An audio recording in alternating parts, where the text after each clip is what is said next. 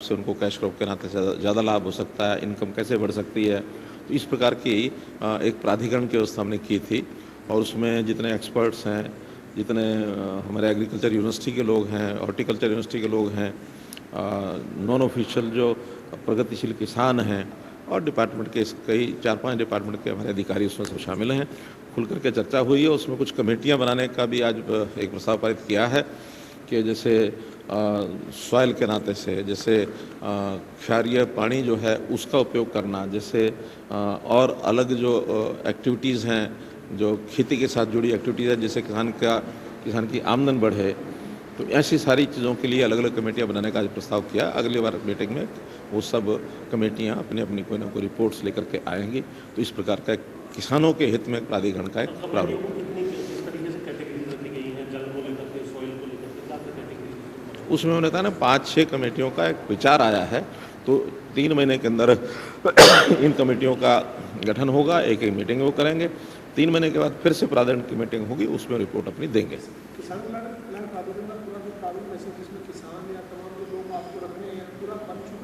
वो सब बन गया, उसकी रचना बन गई है। वो जो कुछ हमारे 5-6 मंत्री हैं, मेरी चेयरमैनशिप में वो कमेटी बनी है, कुछ अधिकारी हैं। 3 महीने के अंदर बताया ना, कमेटियाँ बनेंगी भी, एक एक मीटिंग भी करेंगे और 3 महीने के बाद ये सारी अपनी रिपोर्ट भी देंगे। संसद के अंदर किसानों की बात करें तो सर बेहतरी के लिए, लेकिन अभी कुछ हुड्डा का बयान आया जो कह रहे कि प्रदेश की सरकार की अनदेखी के चलते किसानों की हालत खराब है, जगह जगह जल भराव हो चुका है, उसकी निकासी का कोई प्रबंध नहीं है, बीमा कंपनियां मुनाफा कमा रही है, किसान जो है वो बर्बाद हो रहा है। ये अभी रटी रटाई बातें करना अच्छा लगता है, उनको कुछ नई खोज इसमें करनी नहीं पड़ती है। वर्षा के दिनों में पानी भी भरेगा, वर्षा के दिनों में पानी निकाला भी जाता है, वर्षा के दिनों में इस प्रकार की सारी बातें हर समय होती हैं। प्राकृतिक चीज़ों को हम रोक नहीं सकते हैं। हमारे यहाँ तो व्यवस्थाएं फिर भी अंडर कंट्रोल हैं।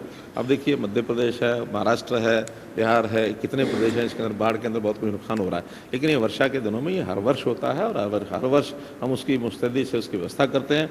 और अगस्त के महीने में जब बरसात थोड़ा रुकती है उसके बाद सारा पानी नेचुरल फ्लो के नाते ड्रेन आउट अपने आप होता है, ताकि जहाँ पानी रुक जाता है उसको फिर पंपिंग सेट के द्वारा पंप आउट करते हैं। तो वो सारी तैयारियां हमारी हैं, किसी को भी इस प्रकार की तकलीफ नहीं आएगी कि पानी में खड़ा रहेगा। और जहाँ तक किसानों की बाकी सुविधाएं हैं, सब सुविधाएं हम दे रहे हैं, चाहे उसके बिजाई के लिए खाद की व्यवस्था होती है, बीज की व्यवस्था होती है, इम्प्लीमेंट्स जो हम नई नई योजना रोज़ाना दे रहे हैं कि उसके अंदर हम उनसे रजिस्ट्रेशन कराते हैं कि कौन कौन से किसानों को एप्लायंसेस इसमें चाहिए, उसके अंदर सब्सिडी भी दे रहे हैं। इसलिए किसान को कहीं कोई परेशानी नहीं है, केवल परेशानी है तो विपक्ष के नेताओं को है, इसलिए कुछ ना कुछ बोलना इसलिए बोलते हैं। तो संसद के अंदर हम बात करें विपक्ष की तरफ से जिस प्रकार से राष्ट्रपति द्रौपदी मुर्मू को लेकर के जो कल शब्द इस्तेमाल किए हैं, तो आज भी हमारा देखने के लिए मिला राष्ट्रपति जैसा शब्द जो अशोभनीय शब्द जो बोला गया अधीर रंजन चौधरी की तरफ से, इसको लेकर के आप क्या कहेंगे? और एक और देखिए पहली बात तो ये है कि संसदीय मर्यादाएं ये रखना बहुत ज़रूरी है। और जब भी कोई संसदीय मर्यादा को तोड़ करके किसी प्रकार की भाषा का उपयोग करेंगे तो संसद में तो उनको जवाब दिया ही जाएगा, बाहर भी दिया जाएगा, पार्टी के नाते दिया जाएगा, लोग भी जवाब देंगे। इस प्रकार से एक अच्छा चयन राष्ट्रपति महोदया जिस प्रकार से वो किया गया है कि एक आदिवासी महिला को और पहली बार देश में एक राष्ट्रपति के नाते से ये संवैधानिक पद दिया गया है और सब लोगों ने यानी विधायकों ने, सांसदों ने वोटिंग के द्वारा दिया है। तो इस प्रकार ये शब्दावली का उपयोग करना किसी के द्वारा भी किया गया हो निंदनीय है और इसका जवाब जो है हर स्तर पर दिया जाएगा, कतई उदास नहीं किया जाएगा। पार्टी के अध्यक्ष सोनिया गांधी उनसे माफी मांगने के लिए आप कहेंगे कि ऐसा कुछ सबसे बड़ा पार्लियामेंट के अंदर सब चीज़ों को देखा जा रहा है और हमारी राष्ट्रीय इकाई है उन सब चीज़ों को देख रही है, राष्ट्रीय इकाई सब चीज़ें ठीक करेगी।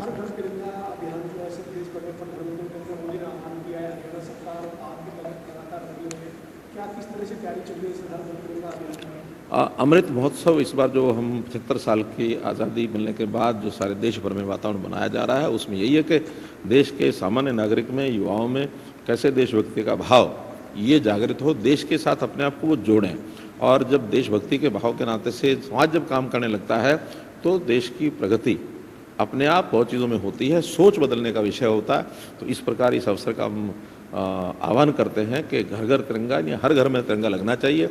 इसमें सरकारी व्यवस्थाएं भी काम आएंगी, इसमें एनजीओज भी काम करेंगे, इसमें अन्य संस्थाएं भी काम करेंगी। हमने तो ऑल पार्टी मीटिंग भी की और पार्टी के सब पार्टियों के नेताओं ने भी इस बात को सराहा है कि तिरंगा लगाने में किसी को आपत्ति भी नहीं है और वो भी योगदान करेंगे।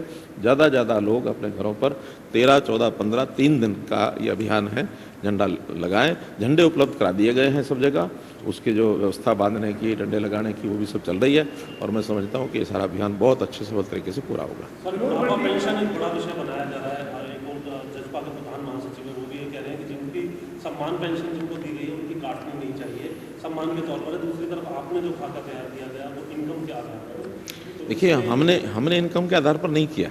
पहले दिन से चौधरी देवीलाल जी ने जब शुरू किया था तब भी इनकम थी, बाद में लगातार उसमें इनकम की बढ़ोतरी होती रही और इस समय जो इनकम का क्राइटेरिया है 2 लाख रुपया, यानी कपल की, जो बुजुर्ग हैं वो पति पत्नी की दोनों की आय 2 लाख रुपए तक है तो ही उसकी ये बुढ़ापा पेंशन बनती है, इससे ऊपर की नहीं बनती है। लेकिन कुछ लोगों ने जब कभी चेक नहीं किया, कभी उसका कंट्रोल नहीं किया और अच्छी इनकम के ऐसे जो लोग हैं उनकी भी बुढ़ापा पेंशन बना दी गई है। अब नई पेंशन अगर बनानी है तो आखिर बजट के अंदर ही सारा कुछ रखना पड़ेगा। जो पात्र नहीं है उनको पेंशन न मिले, पात्र जो हैं उनको पेंशन मिले और चाहे बुढ़ापा पेंशन है या कोई और सुविधाएं हैं, जो भी उसके पात्र लोग हैं, गरीबी रेखा के नीचे के जो लोग हैं, चाहे राशन की बात है, चाहे अन्य फीस माफ़ी की बात है, सब चीज़ें हैं। और जैसे फीस माफ़ी के बारे में बहुत सी चर्चा हो रही है कि सरकारी स्कूलों में तो फीस लेने लग गए हैं, प्राइवेट स्कूलों को जो है रीएम्बर्स करने लग गए हैं। हमारा एक फार्मूला है कि 1,80,000 रुपये से नीचे के परिवारों से जो बच्चे पढ़ते हैं, चाहे वो सरकारी स्कूलों में हो चाहे प्राइवेट स्कूलों में हो, पहले प्राइवेट स्कूलों में उनको फीस देनी पड़ती थी, हमने उनको भी एक अवसर दिया कि अब आपकी फीस भी सरकार जो है रियम्बर्स करेगी। इसलिए किसी प्रकार के यह नाप शनाप जो प्रचार किया जा रहा है कि सरकारी में फीस ली जा रही है, सरकारी जो स्कूल हैं संस्कृति मॉडल स्कूल, उसी में प्रावधान किया है कि जो 1,80,000 से ऊपर के परिवार हैं, आखिर स्कूलों की व्यवस्थाएं अलग से की गई हैं, वहीं उन छात्रों के लिए स्कूल के लिए एक निधि इकट्ठी की गई है। नॉमिनल सी फीस उन परिवारों से ऊपर से ली जाती है जिनकी आय 1,80 से ऊपर है, और वो भी केवल संस्कृति मॉडल स्कूलों में। अन्य स्कूलों में कहीं कोई फीस ऊपर नीचे कहीं भी किसी से नहीं ली जाती है। ऐसे ही राशन कार्ड है, राशन कार्ड भी जो बीपीएल के लोग हैं उन्हीं के राशन कार्ड ऑटोमेटिक बनने लग गए हैं। जो बीपीएल के नहीं हैं उन्होंने अगर गलती से बनवा रखे हैं तो उनके वो कटेंगे ही। आखिर एक न्याय की व्यवस्था है तो न्याय सबको ही इसका पालन करना चाहिए। कोई भी व्यक्ति सरकार से लाभ जो पात्र नहीं है वो नहीं उठाना चाहिए, ऐसी मेरी उनसे अपील भी है। एक विषय और मैं आपको जानकारी के लिए दे देता हूँ, आपको जानकारी मिली होगी।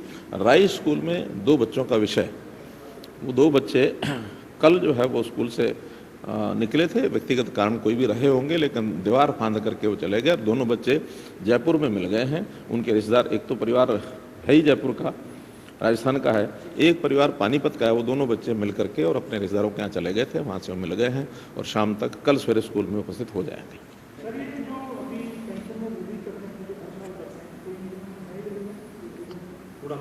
देखिए, ये पूरे टर्म की बात होती है, 5 साल में अंदर कहीं ना कहीं, तो 5 साल के अंदर धीरे धीरे करके पूरा कर दें।